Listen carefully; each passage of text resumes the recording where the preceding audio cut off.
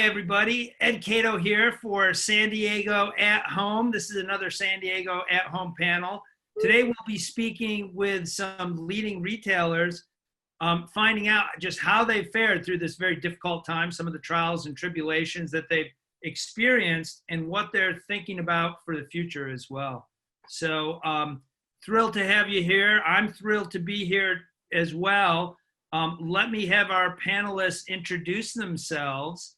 If we can start off, we have Christy from Muncie, Indiana. Oh, yeah. Could you please introduce yourself, Christy? I'm Christy from Indiana. Oh, yeah. I'm just kidding. My name is Christina Blanche, and I own Oh Yeah Comics in Muncie, Indiana. That's what great. Excellent. Perfect. And we have I like to say a new retailer, but Jeff, you've been doing this now for a little while, and you're kind of growing up. You're not that little boy retailer anymore. Can you please introduce yourself and tell us about your store? Hi, I'm Jeff. I'm a comic book retailer toddler. We're 6 years old, and I like swing sets and cookies and juice boxes. I own and operate Side Mags along with two amazing employees and one fantastic intern who we only call an intern because he's got nothing else to do. But he's cool, and we're located in Montclair, New Jersey. That's great. And how long has Side Mags been in business? 6 glorious years. Wow, time flies. That's great. Every day, a new surprise comes right through the front door. Good for you. That's great. Good. And then also rounding out this call, we have Marc. Marc, could you please introduce yourself and tell us what you're all about? Yeah. So, hi, I'm Marc Hammond. I'm co-owner of 2 different Oh Yeah Comics locations. I'm here at the Harrison, New York one. Christy actually is one of my partners in this store. Yeah. I would also like to point out that that's Dr. Christina Blanche, not just Christy. And that Jeff and I actually met at one of Ed's panels at New York Comic Con 6 years ago. So we've come full circle. I also like juice boxes and tacos, but not necessarily together. Yeah, I love it. Now, Marc, you're unique in this particular group that you worked at another store as well before you're at your current store in Harrison, New York. Is that correct? Yeah, this is actually the third of the 3 Oh Yeahs. Skokie, Illinois opened up, then Muncie, Indiana, now Harrison, New York. Yeah, and I also work for Aftershock Comics. I work for a publisher as well. And actually, Christy works for a publisher too. So. Very good. Great. Any publishers hiring? Do we know? We got to figure that out. We got to get you a publisher job, Jeff. Yeah, you need to get a second gig. Well, we're underqualified. You'd be surprised. I don't know that that's true. No, it's all good. Well, hey, glad to have you here. We may have our special guest retailer sneaking in about halfway through, so keep your fingers crossed for that. Also, just the rules of this particular panel, because you're all retailers and you don't have staffs of thousands of people, there may be a customer that comes in during this panel and you have to attend and give them some good customer service. So that's super. We certainly do understand that and appreciate that. We're going to go for about 25, 30 minutes, and really excited to hear what you've been doing and how you've been handling this to start out. So let me just throw an open-ended question and ask, how have you made it through? Do you feel like you're in this resilient stage? Or are you in the rebound stage? How has it been, and how is your store as of today, which is at the beginning of June? And anyone could start. How about you, Jeff? Looks like you're anxious to start. I talk too much, so I was trying to leave the floor open for. I was thinking the same thing. I'm like, oh God, I could answer this all by myself. Yeah. Oh wow. We're hanging in there. We've had a bunch of customers who've really turned up. Buying gift cards for no reason other than just float us some cash and then cash it in later down the line whenever they see fit.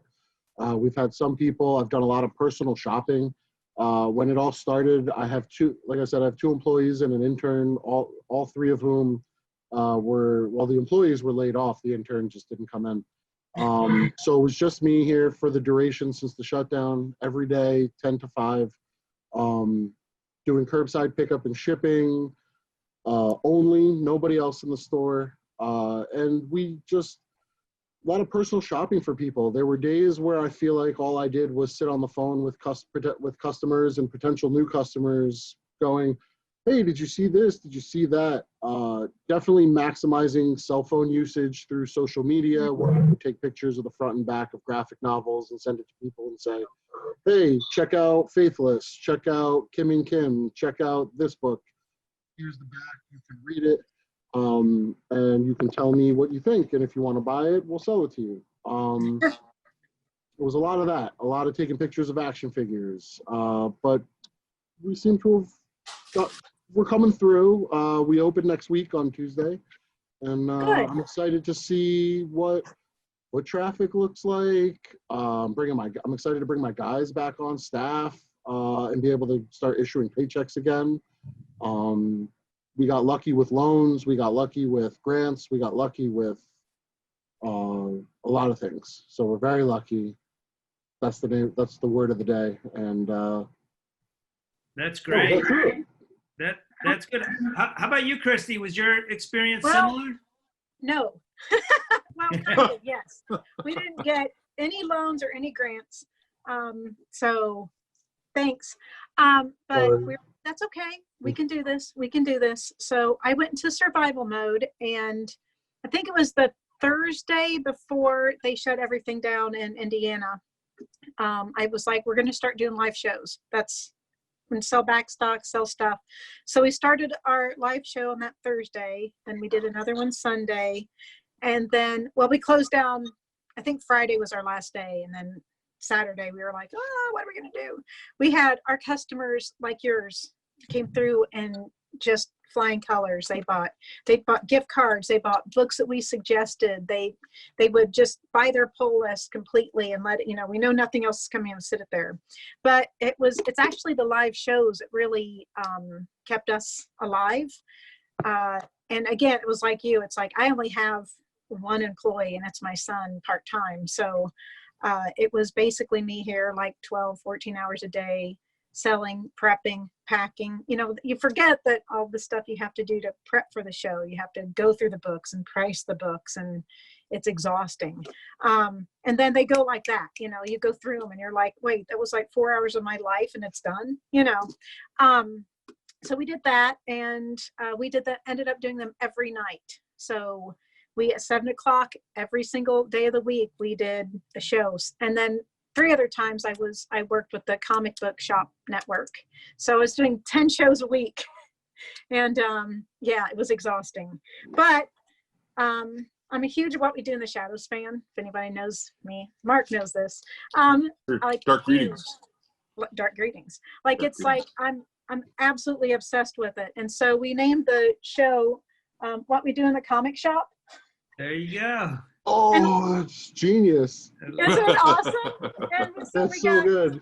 One of our customers also print shirts. And so we were like, hey, we want to help you. We know there's no, dances or softball games or anything going on right now. So he's like just sitting there, twiddling thumbs. So I was like, hey, if you can get shirts, we want them. So he printed them up for us. So it was nice helping a local business too. And then Franco did avatars for both Mark and I for our shows, and it's awful cute. So we're making pins and shirts from those too, because Franco's awesome. So yeah, and then we got to open back up, and people are trickling in. The first day it was like crazy; everybody was in. But we're asking people to wear masks.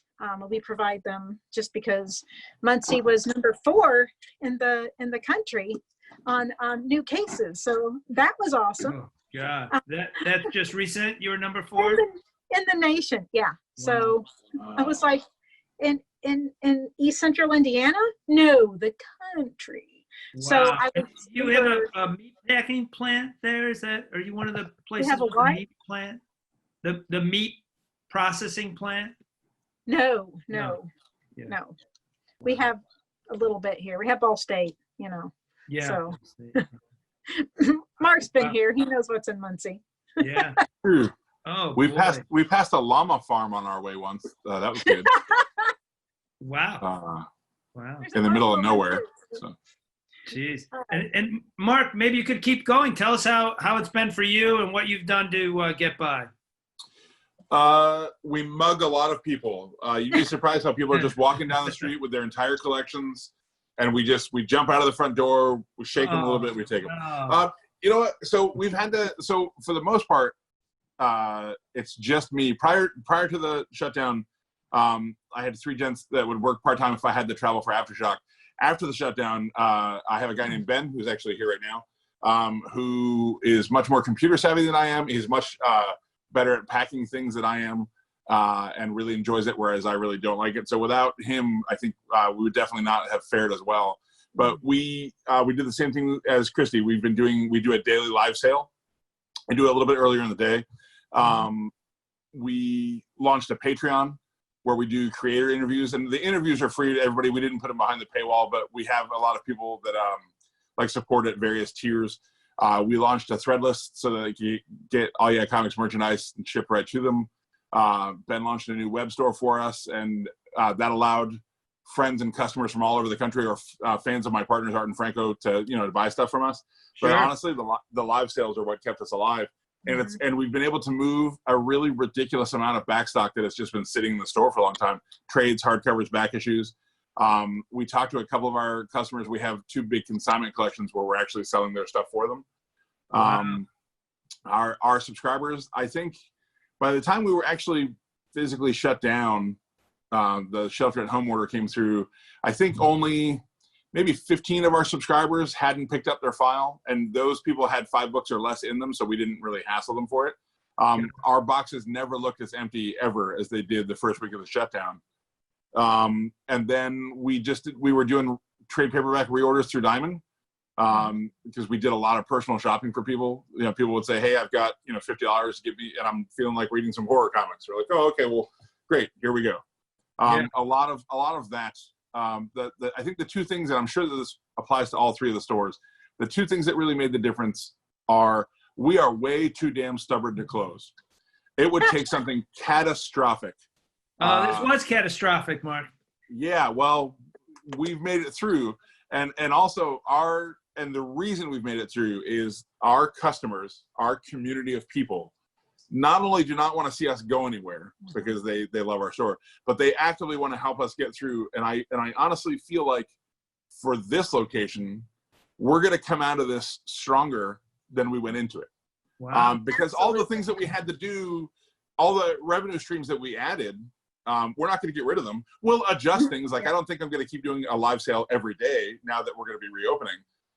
But it works. You can't. It just takes so much time. But it's one of those that works. Why would you cut off that funding? So where you might have been, week to week before or breaking even, now it's a chance to actually get ahead a little bit. Yeah. And as we're coming out of this, like I think we could have opened 2 days ago to the public. We're taking it a little bit slower. We're just letting subscribers in. We require masks. We have hand sanitizer. We've got a bathroom they can wash their hands in. We're going to go ahead and reopen next week on next Wednesday. To the public, and if I feel like that's a bad idea, we'll close back down again. But I think we expect there to be a second shutdown in the fall, and I think all the retailers that I've talked to, I think we're all expecting it. So we're actively planning for that. But the great thing is, we've been through it these last 3 months. We kind of know what to expect, and we know what we can do to keep ourselves in business and to move forward. So. Like I said, we're going to come out of it stronger than we went into it, but we're putting the work in for that result. Yeah, that's great. That's a scary thing, and actually, it was a question I had for later. But you're actively planning for another shutdown, or at least have a plan B. Are my other retailers also thinking about that or worried about that? I'm not worried because I have other things I have to worry about. So I can't worry about that because I have no control. I'm doing everything I can in my control to stop that, but I have no control over the other, 6 billion people. So I hate to break that to you,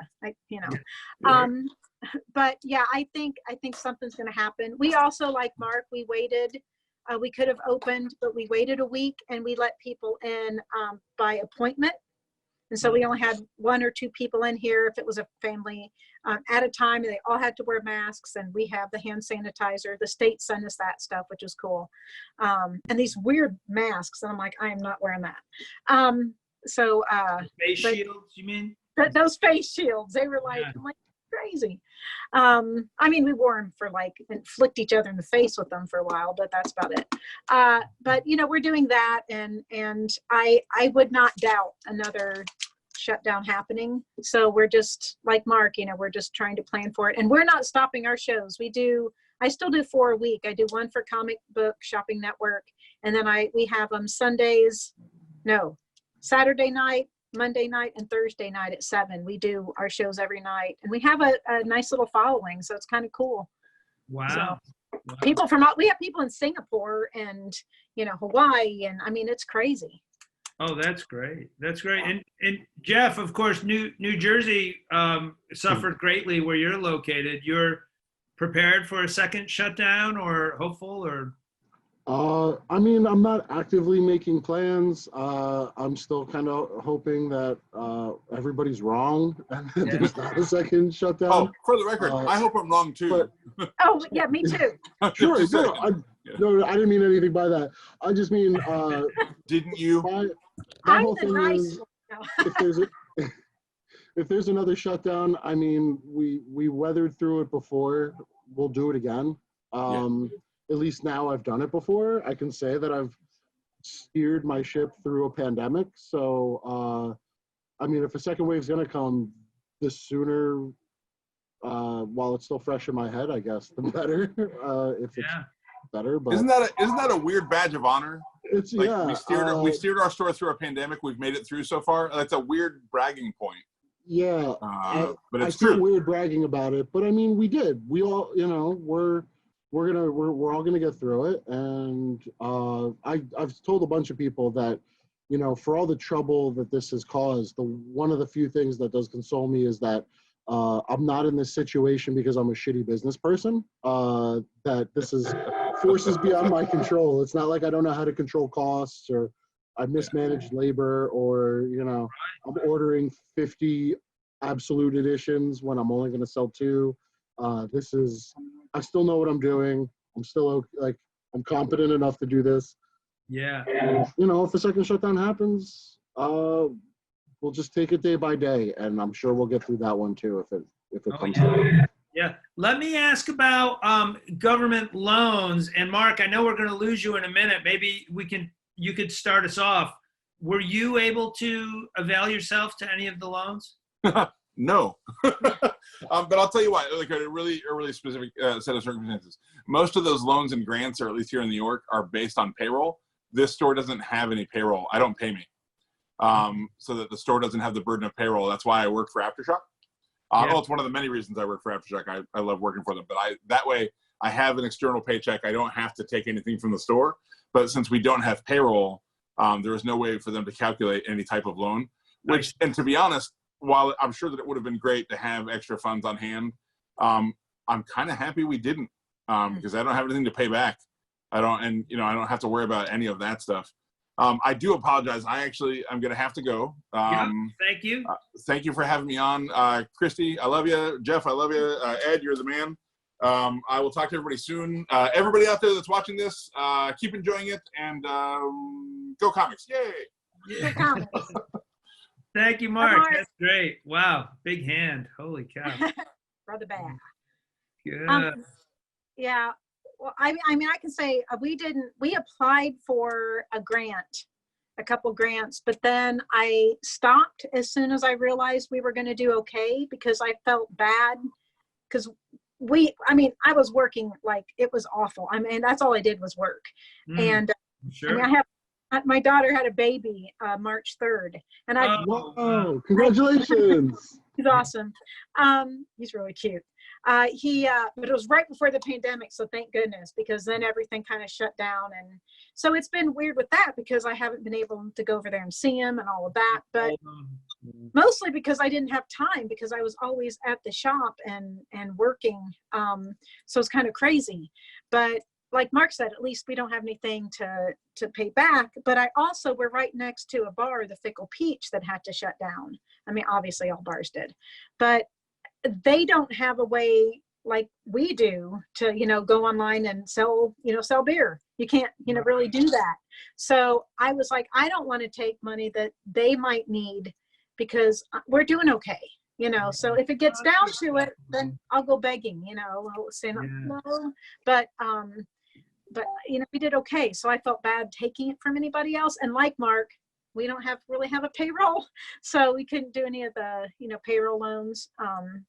So, cause that's why one reason I work for SourcePoint and I do my writing and all editing and all that for extra income because, it's comics. Yeah, right. I'm not in it to make money. That's very hard. But Jeff, I think, did you mention you were able to secure some loans, and can you tell us about how that went? Oh yeah, I jumped on everything I could get my hands on. We're lucky. I'm lucky in that the town that I'm in, Montclair, New Jersey, has what's called a BID, which stands for Business Improvement District. Yeah, I'm lucky to be on the board for that as well. And so, funny enough, we had a mayoral election by ballot during the pandemic. So town leadership was, so the business improvement district that I'm on the board for, and the executive director, Jay Gleason, actually really stepped up and kind of, in terms of disseminating information to people and letting people know what's going on, what's the COVID count of hospitalizations and stuff like that, where can you get testing, and what's open, what's closed, stuff like that. And so they were also very good about, because they're a business improvement district, letting small businesses like me and the other ones in town know when applications will become available for this loan or that grant and stuff like that. So my accountant, who I pay a bunch of money to because I don't want to screw that part up of the business, definitely earned his money this year already by keeping me with my foot with the pedal to the floor and coming in here at 7 a.m. filling out sample applications so that when the actual application goes live at 9 a.m. I'm just plugging numbers in. I also had to do a lot of workarounds for like the PPP loan. It took me 3.5 hours, I think, to put that together because I didn't know they wanted 15 months of payroll statements and 15 months of bank statements, and all those documents are protected. But you can't just upload them. I had to print them out and then scan them back into the computer so they were unprotected. And then it's a mess. We're going to have a paper shredding party on Sunday before we open so that I can destroy all that documentation. But no, Bink was a huge help. Bink paid my rent for a month. And I don't have to pay that back to them. That was great. They paid my mortgage personally. They had 2 different applications that you could fill out. So I have a huge amount of gratitude that I owe Bink. The government, I mean, I'm not the biggest fan, so I just squeezed every penny I could because I pay them taxes. So, Yeah. Okay. Well, I'm glad it worked. Is your town, what is the downtown like? It always used to be a very robust downtown. Very quiet, but now it's starting to pick back up because our governor lifted the stay-at-home order. Businesses have slowly been able to start opening back up. Retail on Monday, so yeah, people are starting. Plus, like the warmer weather. I think we're very. I don't know how it is terribly in too many other parts of the country, but we are foot traffic is very dictated by weather. So when the weather's nice, we get a ton of people out. It's super vibrant and it's great. And when the weather is crappy, it's like, that's it. All you got is rain hitting the pavement. And so now that the warm weather's here, I think people start coming out, and we're going to make people wear masks. We're going to let just a few people in at a time and let them, we're going to try to manage that process. I've never done this before, so I don't know how it works. So we'll kind of feel our way through it and see how it goes. And if someone doesn't want to wear a mask, they can't come in, and that's just that. We've only had that happen one time where a guy was like, I'm not going to put on a mask. And I said, well, he said, how long do you think this is going to be? And I'm like, I don't know, you know. I tell people I sell comic books. I don't work for the CDC. So Yeah. Yeah, I'm sure that was not a comfortable situation as you Hey, look there. asked someone to wear a mask and they're for whatever reason. Yeah. Let me pause for just a minute. I'm thrilled to have the great Joe Field join us from the sunny state of California. Joe, it's so nice to see you. Hello, everybody. Hey, Joe. How you doing, my friend? Hanging in there. Things are a little bit crazy since we reopened, so you know, it's a brave new world out there. Yeah. I'll tell you what, could you just tell us a little bit about your shutdown time and explain to us what it's been like since you've opened? Yeah, the shutdown time was not fun. Although we're incredibly blessed to have so many good customers, our Flyco faithful, who help us out every day, and they gave us a fair number of orders through the process. We still ran 80% down for the 11 weeks we were closed. Wow. So that's no way to run a retail business, and we were able to open a week ago yesterday. So this is our 8th day or 9th day of being open, something like that. Yeah. Wow. And it's going well, but you know, publishers are kind of slow about ramping up, and that's totally understandable. We've got people who are sort of chomping at the bit to buy stuff, but then others who are sitting back because they're out of a job, and Sure. you know, everyone is affected by this in one way or another, and that those effects come back to us. Mm-hmm. Yeah. And you know, I don't think I introduced you properly, but you're from the famous Flying Colors store in California, and you've been in business for a number of years. A couple of years, yeah. We're going on 32. Wow, that's incredible. Wow. That's great.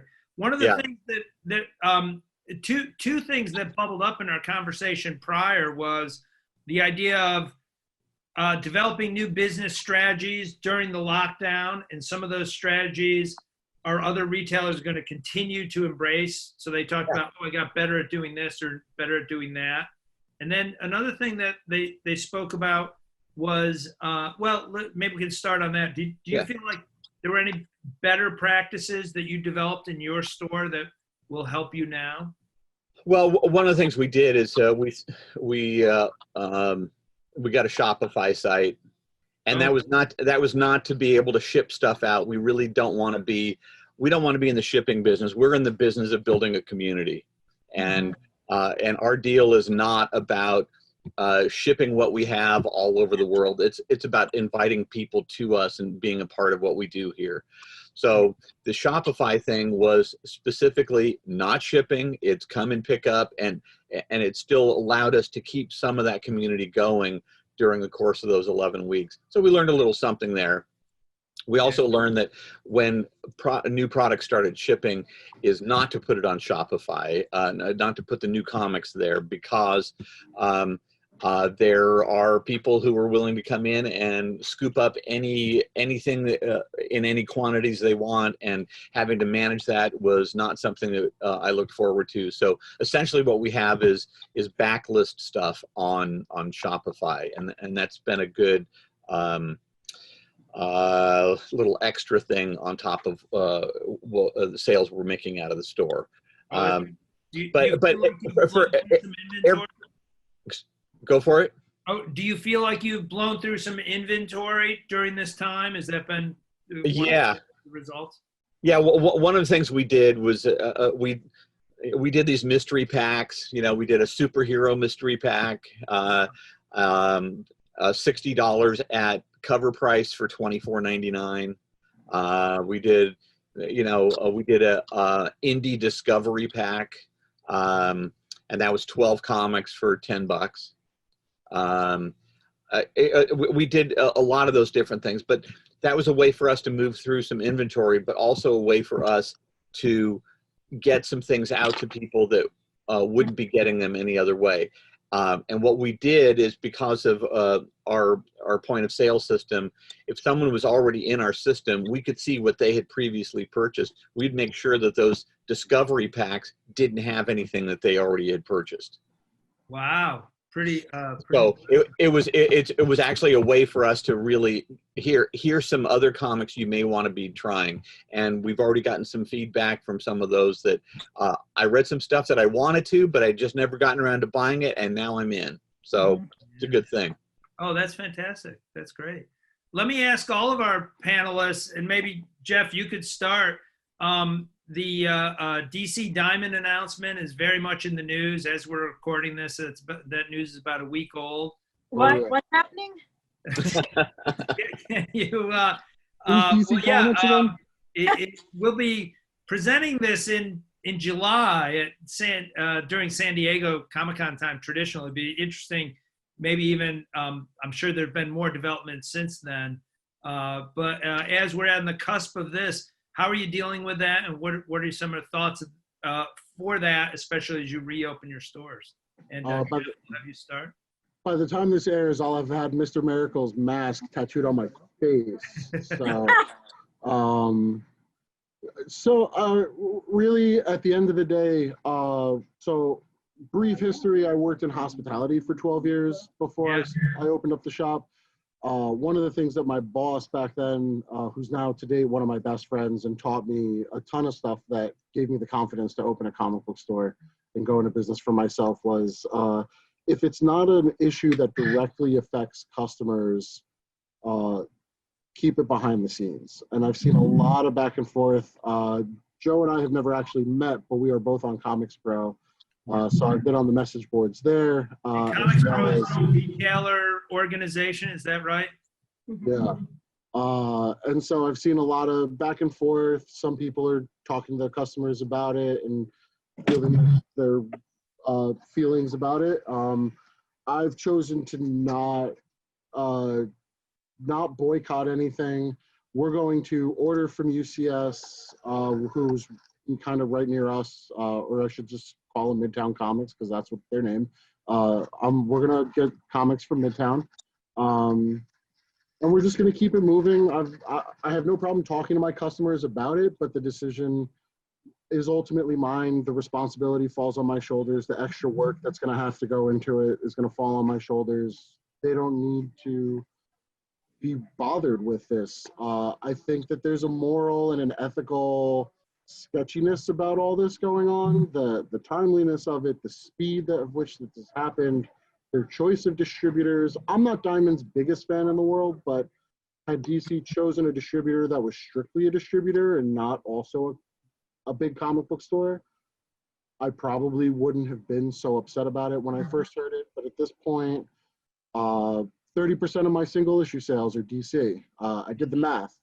The day after the announcement came out, 30%. So unless I want to sacrifice 30% of my sales and lose a bunch of regular pull box customers, we're gonna do it until another option presents itself. Because inevitably, I mean, I wasn't around for Heroes World, but seems like there's a culling every so often, and we'll wait till the next culling, and we'll see what distributor gets put on the chopping block and which one gets the crown, and we'll deal with it when we get there. But for now, yeah. Well, that sounds like a thoughtful and nuanced approach. Yeah, Christy, did you have some thoughts on this too?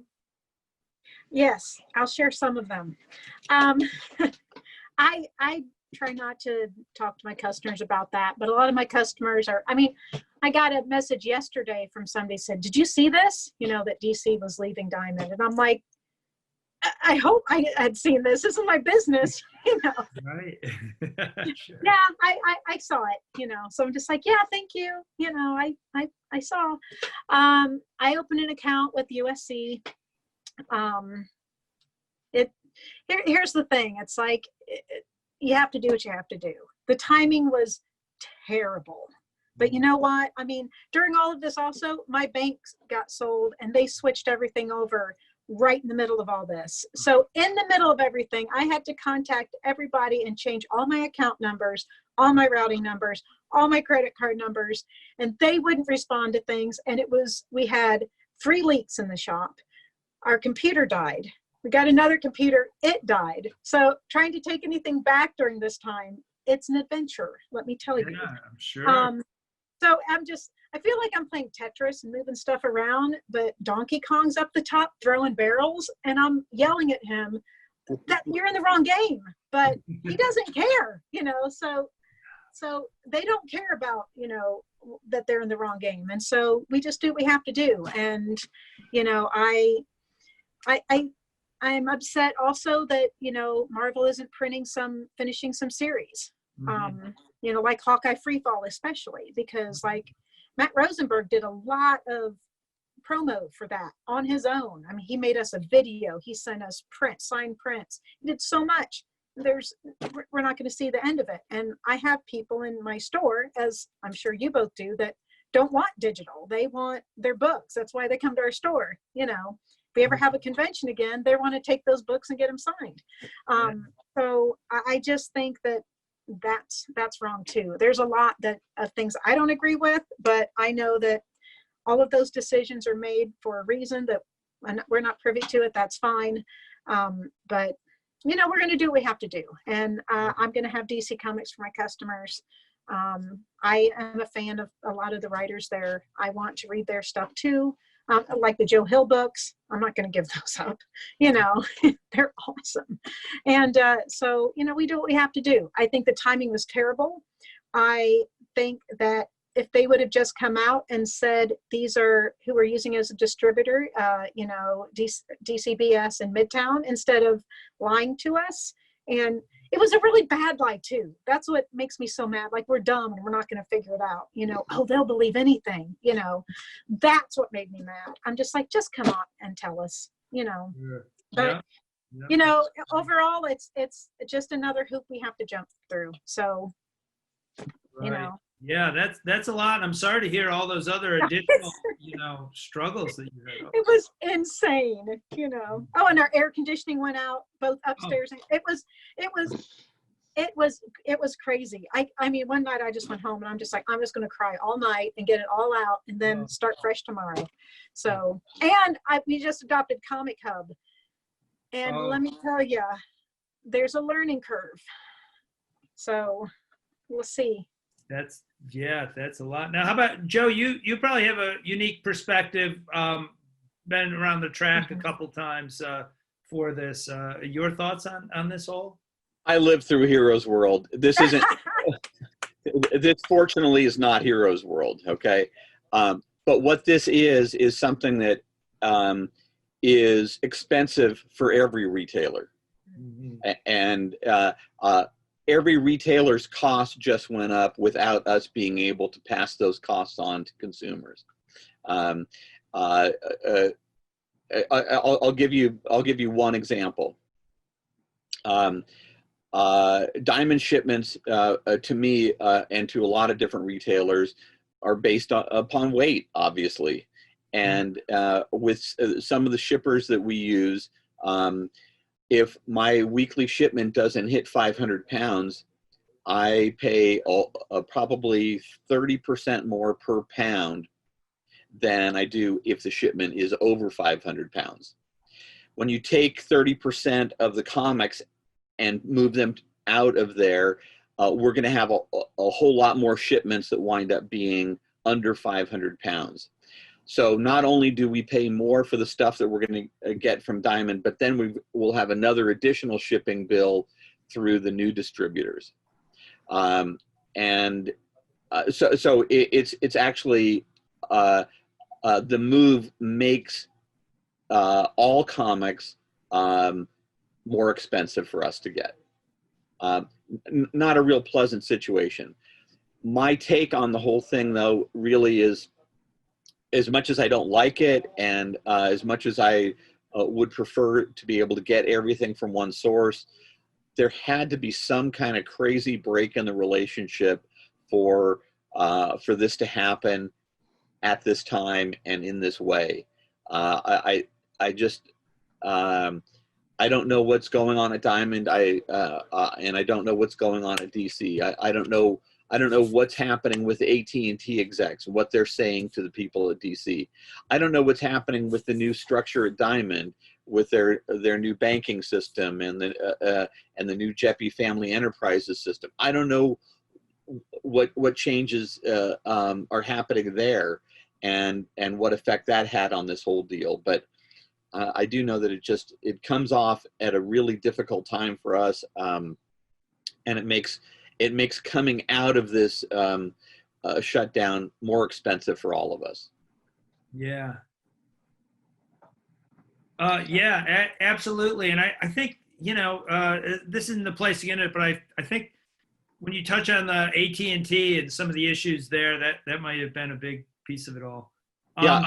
But I will say this, Ed, that it's not like Heroes World, because one of my favorite horror stories from Heroes World is that towards the end of that, they were really desperate for billing, and they were desperate for anything they could make. So I'd drive to the warehouse to pick up my stuff, and one day when I did that, there was a case of Marvel branded golf balls that was on my invoice.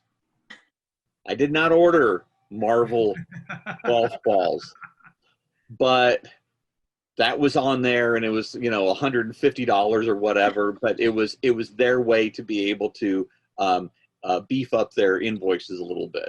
Wow. Yeah, and when the whole thing shut down, we were sent bills for things that we had never ordered, and they were really grasping at straws to try to get any dollar in the door they possibly could. Those were some really unique and bizarre times. Sure. Yeah, right. And if you have any of those Marvel golf balls anymore, maybe we can talk after this panel. I could use some. I could speak to you all for hours and hours. We want to do one more round, though. I'd love to have you each speak about what you're doing to prepare as you go forward. Joe, you've been open a little bit, and our other two panelists, you're just starting to open.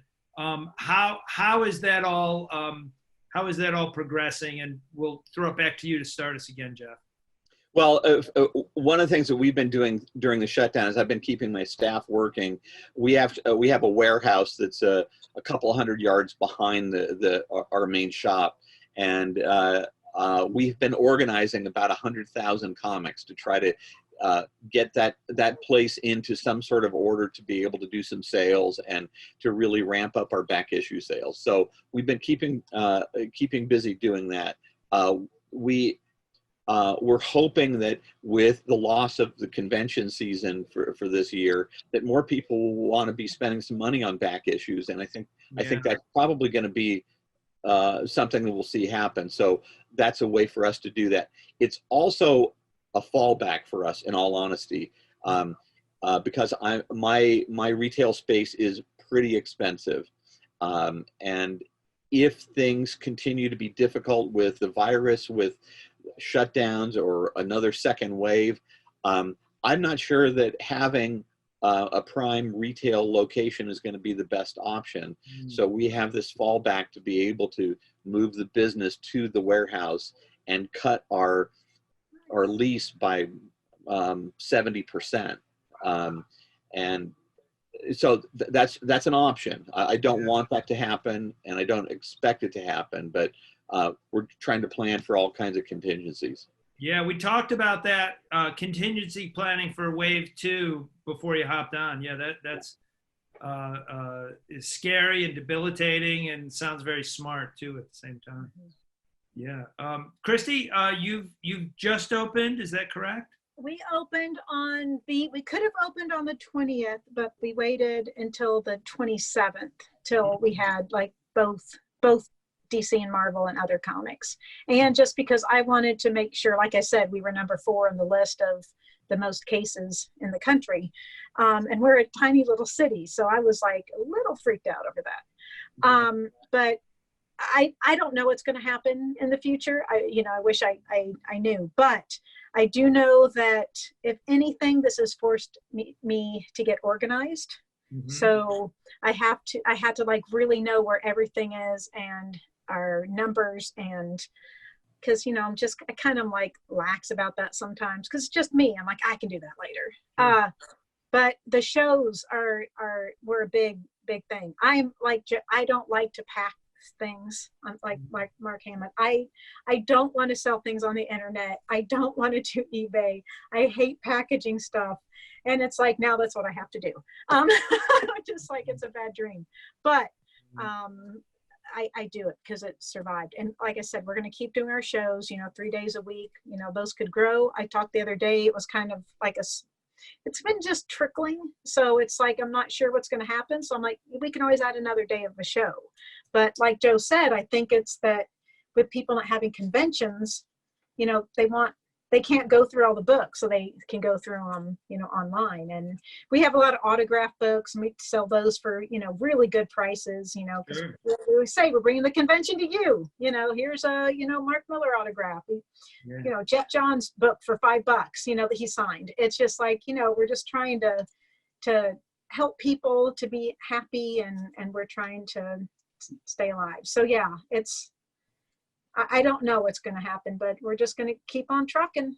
Not going down without a fight, that's for sure. There you go. Love that attitude. Great. Jeff, and the wilds of New Jersey, you're about to open? I'm gonna quote the forever now wise Christina Blanche when she says, "We're not going down without a fight." And maybe I'll get that tattooed on my face. There you go. Do that. Yeah, to go with your Corona haircut, right? Yeah, right along the sides. COVID time? Man. We basically, like I said, I was single-handedly in here after the shutdown. So, you know, I've gotten very accustomed to curbside pickup orders. I've gotten very accustomed to shipping. I've refined. We've always done eBay, but it's never really been heavy. Every once in a while, we throw a variant up there, or maybe I have a wall book that's not really moving, and I'll get it slabbed and throw it up there.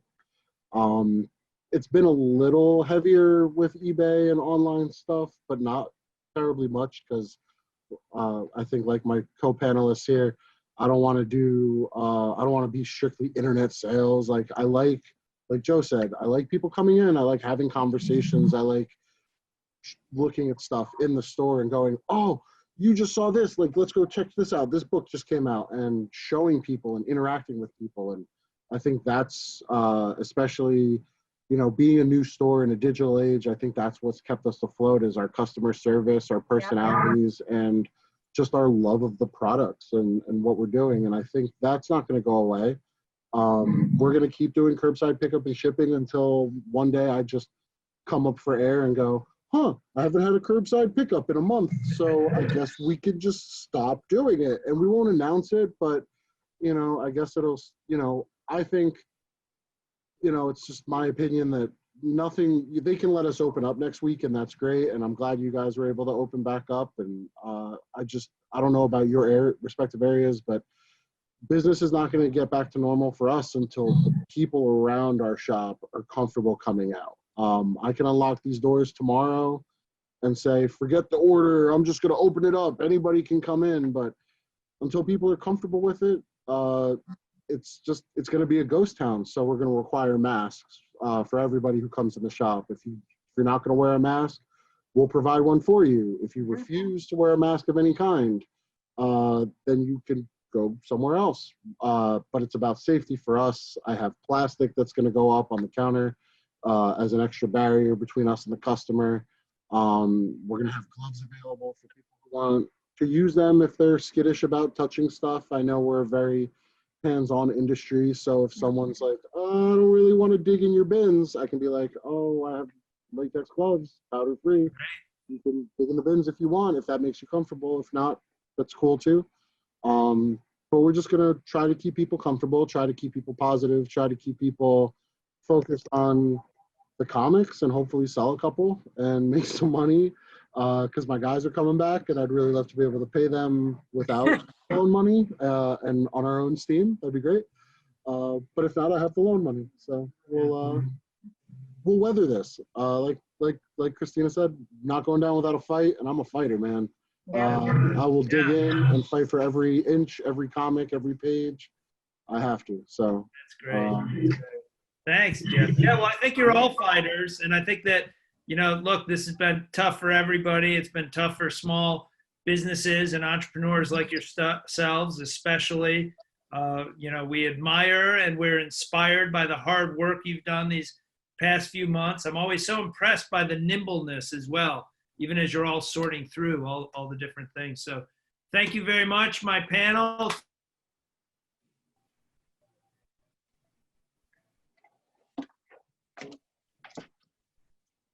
Something up.